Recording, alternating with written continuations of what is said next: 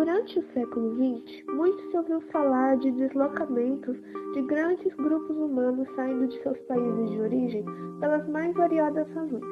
Agora, no século XXI, surgem os mesmos relatos sobre deslocamentos de enormes contingentes humanos. Desta vez, soando mais dramático, pois os atuais meios de comunicação permitem acompanhar com mais riqueza de detalhes todo o drama dessas pessoas. Mas são migrantes ou são refugiados? Os dois muitas vezes são confundidos, mas existe uma pequena diferença entre eles, e a confusão entre os dois termos pode acarretar sérios problemas para as ambas populações.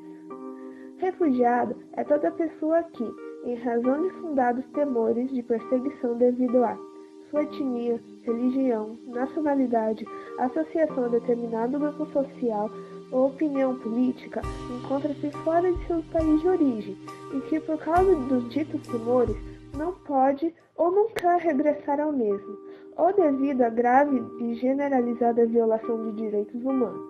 É obrigado a deixar o seu país de nacionalidade para buscar refúgio em outros países.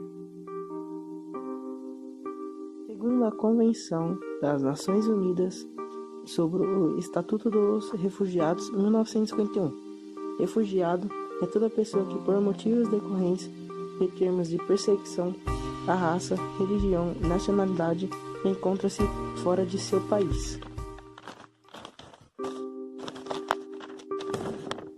Outras ajudas têm sido oferecidas pelos dois Centros de Referência e Acolhimento de Imigrantes e Refugiados, CRAI, em atividade em São Paulo. Outros centros estão previstos para Porto Alegre, Florianópolis, Curitiba, Rio de Janeiro, Belo Horizonte e Guarulhos. Essas medidas têm sido acompanhadas de facilitação do acesso à documentação para a retomada de vida regular no Brasil. O Brasil recebe muitos elogios pelo seu tratamento com os refugiados. As pessoas falam que é uma importante ação comunitária. Ainda assim, falta um plano de ação para os refugiados que acabam de chegar no país. O governo já inscreveu muitas famílias de refugiados no programa Bolsa Família, que é um programa originalmente brasileiro para ajudar as famílias. Mais de 400 famílias de refugiados já foram inscritos nesse programa.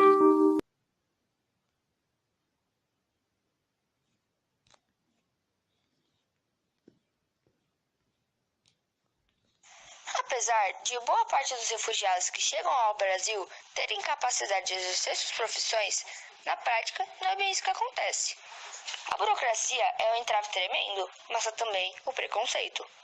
Como o Brasil está distante das principais zonas de conflito, fica caro para um solicitante de refugiado viajar para cá. Por isso, só vem para o país quem tem mais condições financeiras, o que normalmente acontece com pessoas mais qualificadas. O Brasil, aliás, apenas entrou na rota dos refugiados depois que as fronteiras de muitos países foram fechadas para essas pessoas. O fato de países da Europa, assim como Estados Unidos, colocarem restrições para a entrada dessas pessoas, fez aumentar o número de refugiados no Brasil. Em 2010, haviam cerca de 500 refugiados no país. Hoje, são mais de 30 mil solicitações de refugiados em andamento e cerca de 10.500 refugiados no país.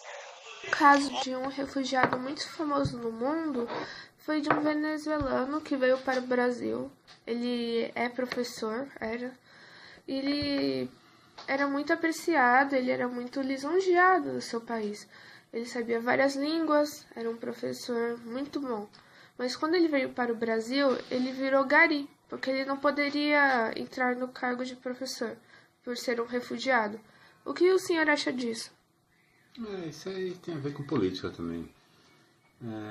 Imagina só, né, os políticos ou os órgãos dando chance para um estrangeiro e deixando um brasileiro desempregado.